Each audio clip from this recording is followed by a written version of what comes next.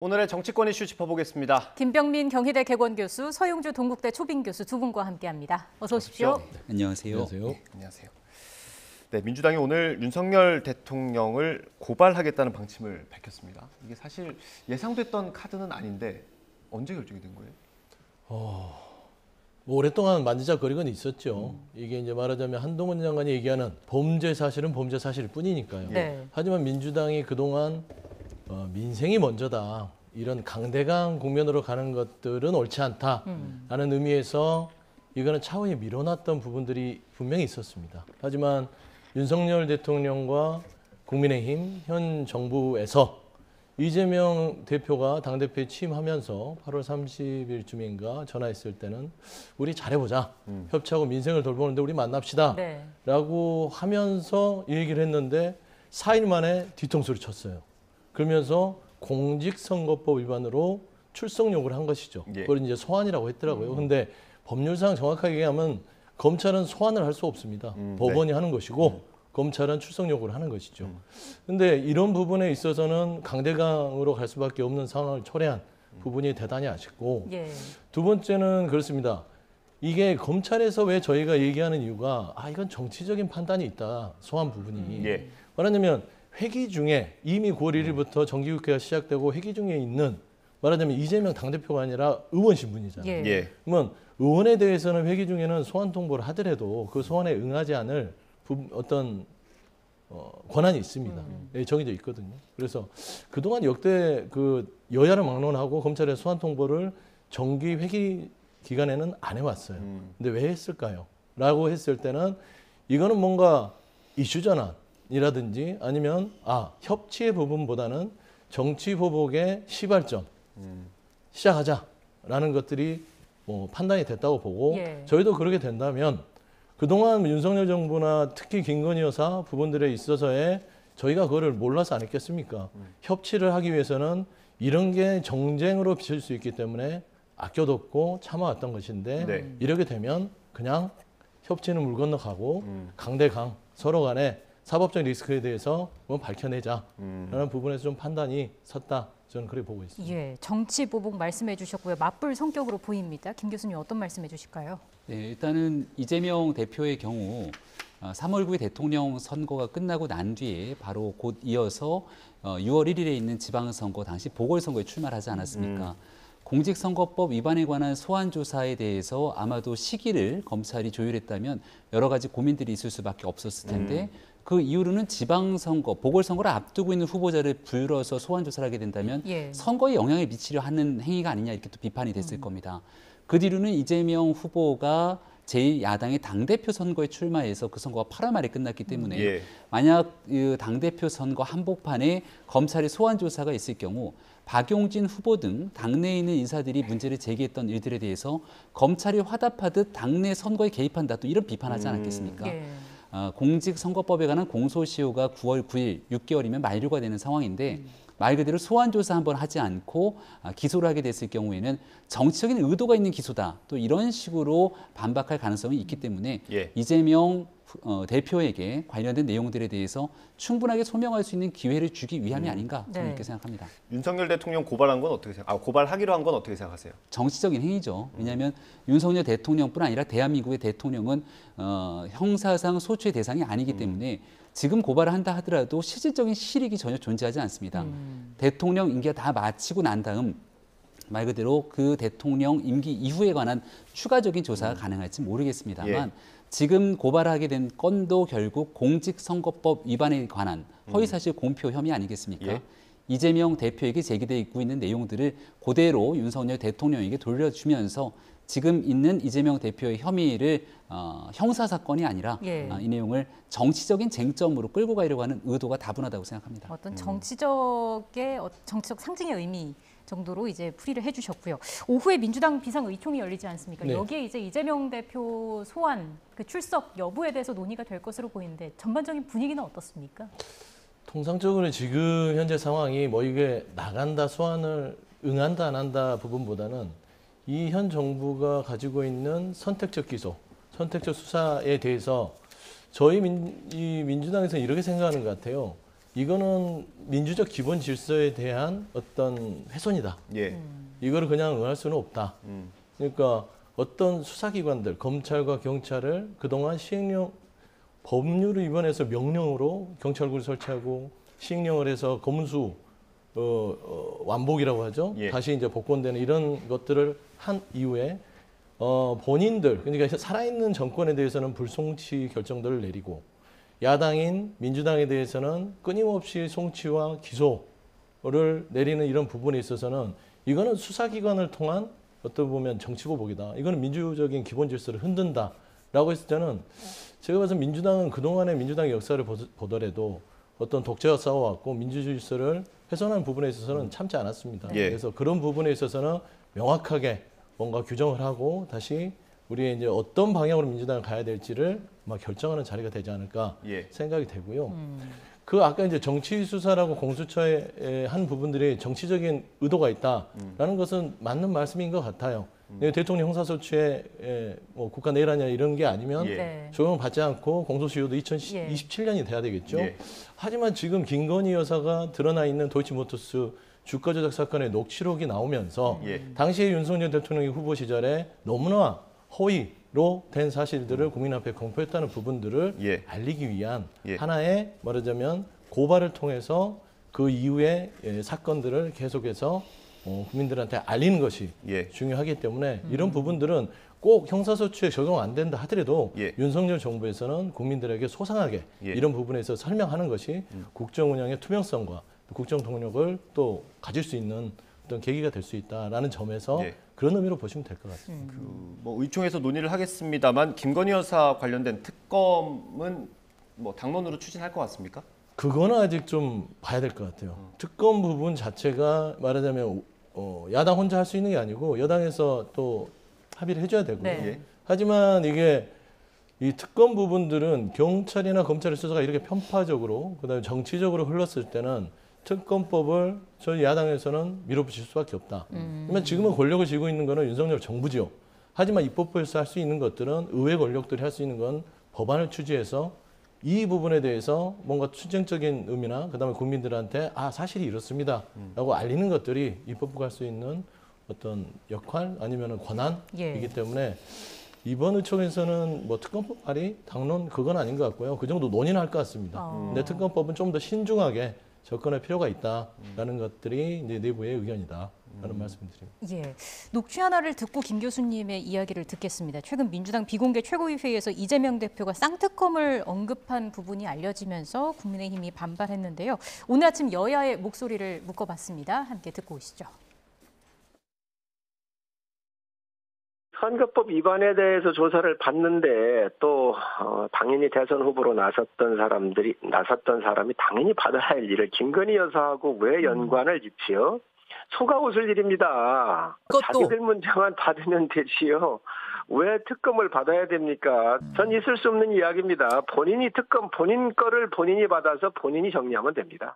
지난 대선 기간 위탁 관리를 맡겼을 뿐이고 이모 씨가 임의로 거래했다고 해명한 윤석열 대통령 또한 허위사실 공표 혐의에서 자유롭지 못합니다.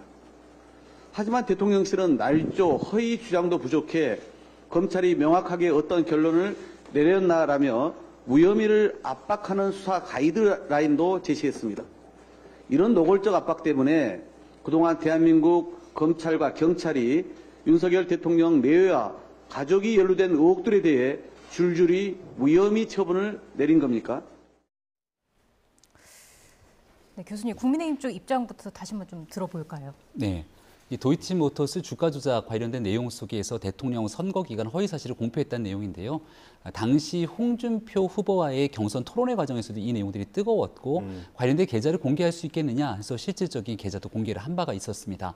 그 뒤에도 거래가 있었던 것 아니냐라고 얘기를 했을 때 이미 충분하게 그 당시에 이득을 보거나 하는 내용들이 전혀 없었기 때문에 그 뒤로부터 계좌에 대한 돈을 회수하고 난 다음 그 사람과의 거래가 없었다라고 얘기를 했던 것이고 나머지는 도이치모터스를 정리하기 위한 과정들이 남아 있었을 텐데 네. 그 내용들을 짜집기 하듯 엮어서 정치 공세를 펼쳐왔던 적들이 있는 것 같습니다. 이번 건에 대해서 그 이상으로 나아간 것은 하나도 없다 이렇게 볼 수밖에 없기 때문에 대통령실에서도 마찬가지로 이 문제에 대해서는 전혀 문제될 것이 없다 이렇게 주장하고 있죠. 예. 그러니까 이재명 대표가 대통령 선거 기간에도 윤석열 당시 후보를 향해서 김만배 씨의 누나가 대통령 후보였던 윤석열 대통령 부친의 집을 매매했던 사실 등을 일컬어서 대장동에 뭐 엄청난 문제가 있는 것처럼 대장동 몸통 등을 운운했지만 결과적으로 그 내용 이후로 사실상 아무런 문제가 없는 사건들의 정치적 프레임 씌우기에 대해서는 상당 부분 문제를 제기한 바가 있었는데요. 예. 지금 현재 제기되고 있는 이재명 대표를 향한 상당히 많은 의혹들이 수사를 통해 현실화될 가능성이 높다 보니까 네. 이제 여러 가지 내용들을 다 끌어들여서 정치적인 물타기 공세에 나선 것이 아닌가 이렇게 생각이 됩니다. 예. 그 김건희 여사가 주가 조작 사건에 연루되지 않았다, 그러니까 혐의가 없다는 게 확실하면 검찰에서는 왜 결론을 아직까지 내지 않는 걸까요? 이 내용이 이제 윤석열 대통령이 영향력을 행사할 수 있는 흔히 말한 집권 이후에 제기됐던 문제가 아니라 이미 2020년부터 문제가 제기됐던 일들이기 때문에 당시 윤석열 검찰총장이 조국 전 장관 수사를 했던 게 2019년 아니겠습니까? 그리고 본인과 함께 수사했던 많은 사람들이 좌천되고 실질적인 인사권까지 가지지 못했던 시기부터 시작돼서 검찰 내 강도 높은 수사가 이루어졌던 건입니다. 탈탈 먼지 털듯이 털었다라고 얘기가 나올 정도로 강도 높은 수사가 진행됐지만 대통령 선거가 일어났던 그 시점까지 1년 반이 넘게 어떤 증거 하나 잡아내지 못했기 때문에 결국 기소조차 하지 못했던 사건이거든요. 네. 그러니까 이 내용을 뭔가 윤석열 대통령이 가지고 있는 권력의 힘 때문에 김건희 여사를 제대로 기소하지 못한 것 아니냐 이런 의혹을 제기하는 것 같은데 만약에 문제가 있었더라면 윤석열 당시 검찰총장이 식물총장으로 불렸던 그 시기 아무런 내용들을 밝혀내지 못했을 리가 없다는 것이 현재 대통령실 그리고 여당이 주장하고 있는 예. 상황으로 보입니다. 그러니까 예. 어쨌든 검찰에서 이게 기소를 안 할 거면 불기소 뭐 처분을 하든 그런 어떤 처분을 해야 되지 않습니까? 네. 그것까지도 지금 안 나오고 있는 거가 궁금한 거죠. 그 내용에 대해서는 추가적인 내용들을 뭐 검찰이 적정 수준에서 판단할 텐데 아마도 관련된 내용들을 좀 들여다보고 있지 않을까 생각을 합니다. 네. 앞서 소 교수님이 녹취록 이야기를 해주셨는데 네네. 죄송합니다. 질문 한 가지 더 드려도 될까요? 네, 더 드리세요. 예. 대통령실이 1인 매매를 입증하는 거다 이렇게 반박을 했잖아요. 네. 이 녹취록은 어떤 변수가 좀 될 수 있을까요? 특별한 변수는 되지 않을 거라고 생각을 합니다. 뭔가 녹취록에 나와 있는 메시지 하나가 공개되면 이른바 스모킹건처럼 한 방 대세를 뒤집을 거라고 생각하는 경우들이 많았는데 지난 대통령 선거 때도 MBC에서 방영됐던 녹취록, 김건희 여사에 대한 녹취록이 공개되면서 오히려 그간 제기됐던 유흥업소 적개권 논란들이 있지 않았습니까? 그 내용들이 전혀 사실이 아닌 내용들이 오히려 국민들 앞에 있는 그대로 밝혀지게 된 계기가 되기도 했었죠. 예. 그러니까 관련된 의혹들을 사실과 전혀 다른 내용들까지 다 섞어서 특정 사람의 인격까지 말살하게 됐던 일들이 지난 대통령 선거를 통해 상당 부분 드러났습니다. 만약에 사법적으로 문제가 될 수 있는 일이라면 이미 이전에 충분히 제기될 수 있는 일일 텐데 이번 녹취록 건에 관련돼서도 오히려 지금 주장하고 있는 건 대통령 후보 시절에 나섰던 토론회에서 특정 기간 이후로 거래한 적이 없다 그랬는데 왜 거래를 했느냐라고 나오는 거지만 여기에 대한 핵심적인 내용은 결국 주가 조작인 것이고 주가 조작에 전혀 관여한 바 없이 이것을 1인 매매했던 통상적인 과정이다라고 주장하는 내용들이 오히려 힘이 실릴 거라는 게 대통령실의 해명으로 보입니다. 예. 네. 그러면 민주당에서는 1인 매매를 넘어섰다라고 보시는 거고요. 이게 이제 보시면 세 가지로 봐야 돼요. 첫 번째는 이 거래 자체가 그러니까 위탁 거래였느냐. 그러니까 주식 매매가 세 가지가 있지 않습니까? 네. 아예 전적으로 직원한테 맡겨서 아예 신경 안 쓰고 그분이 하는 거. 두 번째는 대리 거래. 간여를 하면서 거래를 하는 거. 세 번째는 자기가 직접 하는 겁니다. 예. 그랬을 때 지금 윤석열 대통령을 오늘 공수처에 저희가 고발했던 건 당시에 그러니까 주가 조작했던 이모 씨 가담했던 부분들이 위탁 거래였다. 전적으로 맡겼기 때문에 김건희 여사는 아예 몰랐다. 예. 그러고 나서 알고 나서는 5월 20일 이후에는 아예 거래를 끌었다. 라는 부분이거든요. 근데 이게 언론 보도를 통해서 녹취해 보면 이 이모 씨라는 분과 증권거래소 직원과 통화를 합니다. 예. 그거는 위탁 거래가 아니라 대리 매매였다. 라는 부분에 있어서 이 부분은 분명히 국민들 앞에 중요했던 대선 시간에 허위 사실을 공표했다라는 게 공수처 오늘 저희가 민주당이 고발할 내용 부분이고요. 예. 그다음에 두 번째 보시면 이 그 절연한 이후에 5월 20일 이후에 그 또 다른 증권사로 옮기면서 네. 김건희 여사가 또 다른 직원들한테 얘기한 대목이 있습니다. 나와 이모 씨 외에는 거래를 못하게 하세요라는 지시가 있어요. 이건 매우 중요한 부분이거든요. 예. 이건 뭐냐면 주가 조작이라든지 주가 매수나 매입의 부분에 굉장히 김건희 여사가 깊게 개입했다는 부분들이에요. 근데 이런 부분들이 조사가 안 됐냐? 됐습니다. 검찰의 공소장에 범죄 일람표를 보면 1월 10일과 1월 13일이 있는데 1월 13일은 이모 씨와 통하고 1월 12일은 김건희 씨가 매수하는 과정이에요. 예. 거기에 검찰의 범죄 일람표에는 51건의 대목에 대해서 김건희 여사가 주가 조작 부분에 있어서 혐의점이 있다라고 공소장이 돼 있어요. 예. 그러다 보니까 검찰이 대선을 의식해서 이러지도 못하고 저러지도 못하고 있는 상황입니다. 그래서 지금 불기소 처분을 해야 됨에도 불구하고 검찰에 자존심이 있는데 이걸 못 해버리면 사건 자체가 깡그리 다시 공소장을 작성해야 됩니다. 심지어 권오수 지금 도이치모터스 전 대표 자체가 법원에 제출한 녹취록이 있잖아요. 그러면 사법체제 자체가 한 사람의 특정인을 위해서 다 뒤집어져야 됩니까? 이런 것 때문에 검찰이 힘들어한다. 이게 과연 뭐겠습니까? 권력의 눈치를 본다. 그렇기 때문에 이런 부분들을 윤석열 정부가 법치주의에 근간을 하고 법과 상식을 나라에 바로 세우기 위해서는 아무리 본인의 부인이니까 힘들겠지만 이런 부분도 누구에게나 법의 잣대는 공평하게 가야 되지 않겠냐라는 점에서 민주당은 이 부분은 명확하게 밝혀라 예. 라고 하는 것이고요. 제가 봐서는 이건 명백히 도이치모터 주가 조작에서는 더 이상 그 검찰의 명예를 더럽힐 수도 있는 사안이기 때문에 정확하게 법과 원칙에 따라서 기소를 해야 되고요. 그리고 기소를 통해서 김건희 여사는 재판을 받아야 된다. 그렇기 때문에 저희가 지금 포토라인에 설 사람은 김건희 여사다라고 말씀할 수밖에 없는 근거다라고 좀 말씀드리고 싶습니다. 예, 김 교수님 말씀해 주시죠. 검찰이 만약 관련된 증거가 명백하고 기소를 해야 됨에도 불구하고 그 내용을 봐주기 수사를 한다면 그런 일들 막으라고 공수처 설치하는 것 아니겠습니까? 또 시간이 지나고 나서 명백하게 위법적인 상황에 대한 직권 남용 등에 대한 성격으로 법을 위반한 행위들이 있다면 시간이 아무리 지나도 진실이 밝혀진다는 것이 지난 정권 등을 통해서 드러났던 국민에게 제기된 교훈이라고 생각합니다. 네. 특히나 이 정권에 들어서 공정과 상식을 주장한 바 있기 때문에 그런 일들이 위법한 상태로 있는 죄를 덮기 위한 수사 외압 이런 일도 있지 않을 거라 생각하고 특히 민정수석실을 폐지하게 됐던 윤석열 정부의 원칙도 그와 무관하지 않다고 생각을 합니다. 예. 지금 뭐 민주당 입장에서야 이재명 대표에게 제기되고 있는 여러 의혹들이 이제 수사로 현실화되고 있기 때문에 상당히 많은 내용들을 끌어다가 언급할 수밖에 없다 생각을 하는데요. 오늘 민주당이 이제 공수처관이 검찰을 고발을 한 것으로 보이는데 네. 검찰을 고발한 이 공직선거법상 허위사실 공표 만약 이재명 대표에 대한 소환조사 통보가 들어가지 않았더라면 과연 오늘 이 시점에 그런 방식의 무리한 고발을 했을까 되묻지 않을 수가 없습니다. 지금 현재 오늘도 내일까지 강력한 태풍으로 피해를 볼까 걱정하는 많은 국민들이 계시는데 네.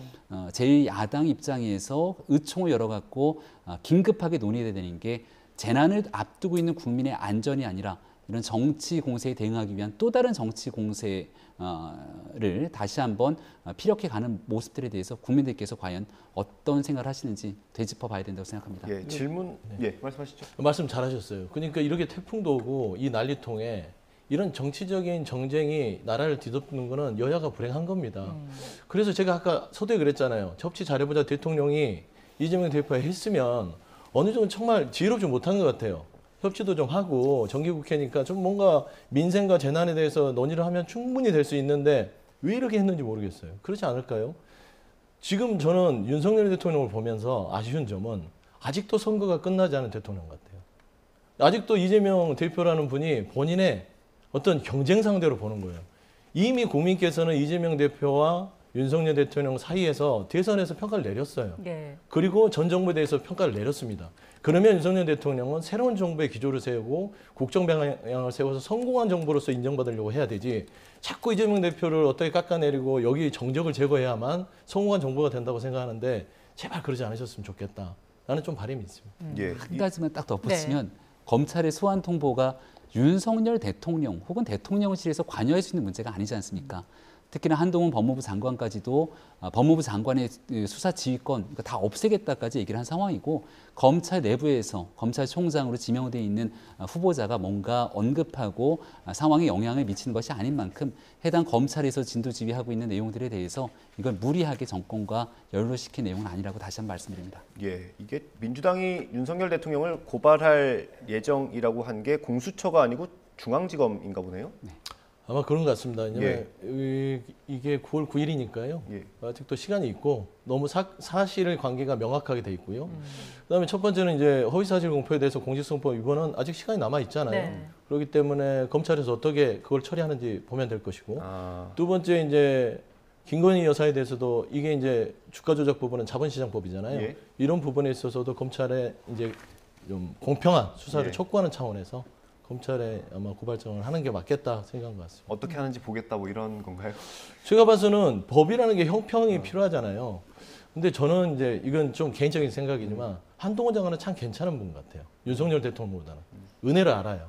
그러니까 본인을 임명해 준 사람에게 살아있는 권력에 대해서는 그래도 손속에 정을 두는데 윤석열 대통령은 그러지 않았잖아요. 살아있는 권력에 대해서 과감하게 문재인 대통령의 나를 세워서 대통령이 됐지만 그래도 한동훈 장관은 그렇지 않기 때문에 그래도 그거는 본인의 어떤 개인 입장이지 법은 누구에게나 똑같아야 되고 형평성이 있어야 된다라는 부분에 있어서는 그런 오해 없이 검찰 권력과 어떤 수사 권력을 활용하시는 게 맞지 않냐라는 좀 말씀드리고 싶어요. 그렇게요. 공수처가 이번 고발에 어떻게 나설지 좀 지켜봐야 한다 이런 얘기인데 어떻게 보세요? 공수처에 대해서는 이미 지난날 많은 국민들의 평가가 거의 끝난 것 아니겠습니까? 작년 이맘때를 떠올려 보시는 국민들께서는 떠들썩했던 고발 사주 사건이라고 아마도 들어보셨을 겁니다. 여기에 대해서 공수처가 무리한 기소를 하게 되고 또 그 당시에 제 휴대전화에 대한 통신 기록 조회라든지 이게 아마 그 당시 야당 지금의 국민의힘 의원들 거의 상당수가 이러한 통신 조회의 대상이 되면서 제대로 된 수사가 과연 이루어지고 있는 것이냐에 대한 논란들도 있었죠. 그토록 뜨거웠던 일에도 불구하고 결국은 윤석열 대통령을 비롯한 사람들에 대해서 결국 무엇 하나 밝혀낸 것이 없는 것이 공수처의 수사 상황 아니었겠습니까? 예. 하지만 유력한 대권 주자였던 당시 윤석열 대통령 후보를 바로 피의자로 입건부터 하기 시작하면서부터 정치 한복판에 논란이 되기도 했었죠. 지금까지도 공수처가 만약 중요한 역할들을 담당했다면 거대한 권력, 또 살아있는 권력과 맞서 싸우면서 정말 필요한 일들에 대한 수사를 나섰을 텐데 공수처가 그런 일들을 보여주지 못했던 일들은 결국 국민의힘, 민주당뿐 아니라 국민들로부터도 제대로 된 평가를 받지 못하게 됐던 계기가 되지 않았을까 싶습니다. 예, 앞으로 좀 지켜봐야 될 것 같아요. 검찰에 고발장을 내도 공수처로 사건을 이첩할 가능성도 있지 않을까 싶은데. 그렇죠. 공수처법에 그렇게 돼 있으니까요. 지켜보도록 필요하다 싶으면 달라고 하니까. 예, 네. 해야 될 것 같습니다. 저희가 다음 국민의힘 상황을 좀 보겠습니다. 네, 비대위 꾸리는 절차를 계속해서 밟고 있는데 당원 당규 개정을 위한 전국위원회를 열었습니다. 저희가 앞서서 속보로 전해드린 소식인데 당헌 개정안이 아마 통과가 된 모양이에요. 권성동 원내대표 발언 저희가 준비했습니다. 함께 들어보고 얘기 나눠보겠습니다. 우리 당원들은 현재의 당의 상황이 심각한 비상 상황임의 인식을 같이 했고 비대위 출범을 결정한 것입니다.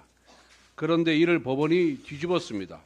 당원들이 비상 상황이라고 하는데 법원이 아니라고 판단한 것입니다. 정당의 자율성을 침해한 정치적 결정이 아닐 수가 없습니다. 그럼에도 법적인 대응과 동시에 하루라도 빨리 혼란을 수습하기 위해 당원 당규 개정과 새로운 비대위 출범에 대한 소속 의원들의 총의를 모았습니다. 오늘 전국위원회의 투표는 당의 안정화를 위한 마중물이 될 것입니다. 네, 비대위원장은 주호영 의원이 그대로 하는 걸까요? 아직 결정된 건 없다고 얘기를 하니까 좀 시기를 가지고 지켜봐야겠죠. 아무리 늦어도 이번 주에는 다 결정이 날 것 같습니다. 네. 일단은 지난주 금요일에 상임전국위원회를 열어서 당원당규 개정안에 대한 처리, 오늘 전국위원회로 이 내용이 다 정리가 되고 나면 이를 토대로 비상 상황을 규정질 수 있는 당원의 분명한 개정들이 이루어지게 되는 거니까 네. 그 다음 그 이후에 이제 비상대책위원장을 지명하고 여기에 대한 처리 통과의 과정이 한 번 더 남아 있습니다. 저희가 방금 들어온 속보에 의하면 새 비대위원장 후보는 이르면 7일에 발표를 하는 것으로 전해지고 있는데 만약 주호영 위원장이 다시 올라온다면 재등판하는 게 법적으로는 문제가 없습니까? 법적으로 문제가 된다면 아마 이준석 전 대표 입장에서는 오늘 처리되고 있는 이 당원당규 개정안부터 문제를 삼을 겁니다. 하지만 아마 이 당원당규 개정안도 실질적인 효력을 정지하는 가처분 신청을 냈던 거로 저는 알고 있는데요. 예. 다만 시기적으로 굉장히 급박하게 상임정국위 전국위원회가 다 정리가 되는 만큼 그 이전에 짧은 시간 아마 냈던 가처분 신청이 받아들여지진 않았을 것이고요. 그럼 이 내용이 받아들여지지 않았기 때문에 새로운 비상대책위원장이 만들어지게 된다면 네. 그 비상대책위원장의 효력을 정지하는 가처분 신청을 내면서 이 당원당규 자체도 무효라고 주장할 가능성이 있겠죠. 예, 앞서 낸 가처분에서 아마 전국이 의결도 무효화해달라는 내용까지 포함했던 걸로 기억하는데 그게 이제 14일 날 같이 심리를 하게 되는 거죠. 예. 결과는 뭐 나와 있다고 보십니까? 전 나와 있다고 보는데 지금 국민의힘 권선동 원내대표 보고 국민의힘 보면 정말 뭐라고 해야 될까 모르겠어요. 진짜 속아 웃을 일 아까 성일종 의원이 쓰셨는데 속아 웃을 일이다. 어떻게 이럴 수가 있냐. 그러니까 이 사법부가 가처분 신청 인용을 통해서 이미 비상 상황이 아님을 결정을 했고 예. 그다음에 주호영 비대위원장 그것에 대한 결과물로 이제 직무를 정지된 거 아닙니까? 예. 그러면은 도대체가 국민의힘은 뭐가 중요하죠? 본인들이 권력이 있으니까 이 나라의 사법부의 결정도 필요 없고 우리가 곧 법이다? 라는 부분에 있어서는 너무나 오만하다. 저는 너무 좀 한탄스러워요. 예. 그러니까 뭐 꼭 정당의 당원들까지 아니더라도요. 국민들, 그러니까 민심을 전혀 고려치 않아요. 그렇지 않습니까? 예. 국민들의 눈치는 안 봅니까? 정치인의 가장 큰 덕목은 눈치를 봐야 돼요. 누구 눈치를 봐냐? 당원 눈치도 봐야 되지만 국민의 눈치를 봐야죠. 근데 국민 눈치 전혀 안 봅니다. 설령 당원들 중에는 지금의 비대위가 가는 게 맞겠다. 이준석 대표가 좀 심하다라고 하는 당원들이 있어요. 예. 하지만 국민들은 대다수 보면 그래도 사법부가 비상상황이 아니고 가처분을 인용했으면 거기에 맞게 행동해내는 게 맞다라는 게 국민들의 시선입니다. 근데 지금 보면 권선동 원내대표가 여기 자료에서는 안 나왔지만 이런 얘기를 했죠. 법원의 가처분 신청은 정치적 결정이다. 그래서 인정할 수 없다. 그러면 사법부의 결정 인정을 못하면 이 나라의 상권 분립에 사법부의 법원의 그 결정 인정 못하면 누가 그러면 법을 하는 거예요? 본인이 법인가요? 그건 아니잖아요. 예. 그래서 저는 모든 걸 다 이제 뭐 하나하나 비판하기보다는 그냥 사법부의 결정을 존중해 줬으면 좋겠어요. 그 자체가 어긋나면 정당이, 특히 집권 정당이 국민한테 어떤 본을 보이겠습니까? 그러면서 국민들한테 법 지키세요 할 거예요? 법 안 지키잖아요. 이런 부분부터가 처음부터 단추가 잘못 끼워졌다. 그리고 주호영 비대위원장 얘기 나오는 것도요. 네. 너무 없어 보여요. 이미 결정에 대해서 물러나신 분을 다시 올린다? 지금 사법부하고 싸우는 겁니까? 아니면 국민하고 싸우는 겁니까? 그래서는 안 된다. 좀 제가 늘 얘기하지만 좀 좋게 얘기해서 이성을 찾았으면 좋겠다. 예. 그래서 원칙으로 돌아가셔서 첫 번째 국민 눈치 보시고 두 번째는 좀 제발 체면 좀 지켰으면 좋겠다. 체면을 다 내려놓은 것 같아요. 그냥 권력에 눈이 멀어가지고. 그래서 그런 분이 대단히 아쉽다라고 좀 말씀드리고 싶습니다. 현재 이런 상황에 대해서 이준석 전 대표가 어제 기자회견을 열고 비판을 이어갔는데 어제 내용 중에 가장 좀 눈에 띄는 부분은 뭐였습니까? 뭐 시종일관 윤석열 대통령에 대한 비판이 아니었겠습니까? 예. 윤 대통령에 대해서 대구가 좀 죽비를 들어야 된다 이런 표현들까지 썼던 모습으로 보이는데요. 네. 죽비라고 하는 표현을 들으면 과거 이제 문재인 대통령이 기자회견을 열었을 때 부동산 정책에 대해서 국민들께 죽비를 세게 맞았다 이렇게 예. 얘기했던 기억이 납니다. 그러니까 잘못돼 있는 일에 대해서 잘못돼 있다고 아예 규정을 짓고 죽비를 들으라고 얘기를 하고 있는 상황처럼 보여지는데 이준석 전 대표도 이 정권 교체를 위해서 누구보다 열심히 뛰었던 당의 대표를 지낸 인사 아니겠습니까? 예. 최근에 있는 행보를 지켜보게 되면 이 윤석열 정권, 정부의 성공, 또 국민의힘이 좋은 일도 있고 또 국민들께 부족한 일들도 있겠죠. 이 내용은 이준석 당대표가 대표를 했던 시절에도 마찬가지였을 겁니다.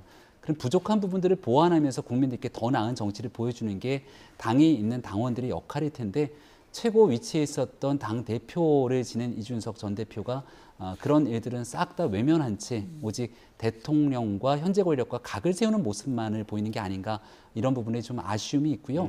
무엇보다 이준석 전 대표가 왜 이런 행동을 하는가라고 네. 비춰보게 되면 이제 경찰의 소환 조사도 곧 임박한 것으로 보이고 네. 결국 6개월 당원권 정지라고 하는 중징계를 받게 됐던 것도 다른 이런 권력 간의 다툼이 아니라 이준석 전 대표 본인에게 제기된 성상납 의혹 예. 그리고 이를 무마시키기 위해서 7억의 각서를 써주는데 혹시 영향을 미친 것 아니냐는 의혹들 다 본인에게 제기되는 일들이거든요. 예. 근데 그런 일들에 대한 내용은 쏙 뺀 채 이 모든 것들을 다 다시 권력 간의 다툼, 쟁의처럼 몰고 가는 것은 이준석 전 대표에게 기대했던 또 젊은 30대 정치인으로서 당시 야당에게 가졌던 그런 기대감들을 조금 실망시키는 행위들이 아닌가 싶어서 앞으로 이준석 전 대표가 어떤 방식으로 이 일들을 끌어나가는지 좀 네. 지켜봐야겠습니다. 예, 저희가 한 2분 반 정도 남았네요. 이준석 전 대표가 어제 기자회견에서 지금의 국민의힘이 탄핵 사태 때보다 더 위험하다라고 했거든요. 위험하죠. 예,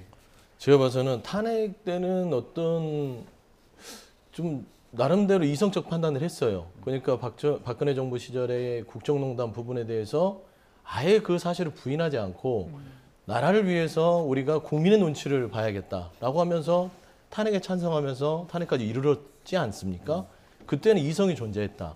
하지만 지금은 권력에 취해서 멀쩡한 당대표를 쫓아낸 것까지는 좋아요. 그래서 본인의 이제 집안 싸움이니까요. 그래서 윤핵관이 권력을 잡았는데 가처분이 인용이 안 됐다면 여기까지 안 오죠. 하지만 사법부에서 가처분 인용을 했는데도 불구하고 놓지를 못합니다. 예. 그러면 이건 뭐냐면 보수는 기본적으로 법과 원칙에 굉장히 민감합니다. 예. 그다음 특히나 체면 중요시 여깁니다.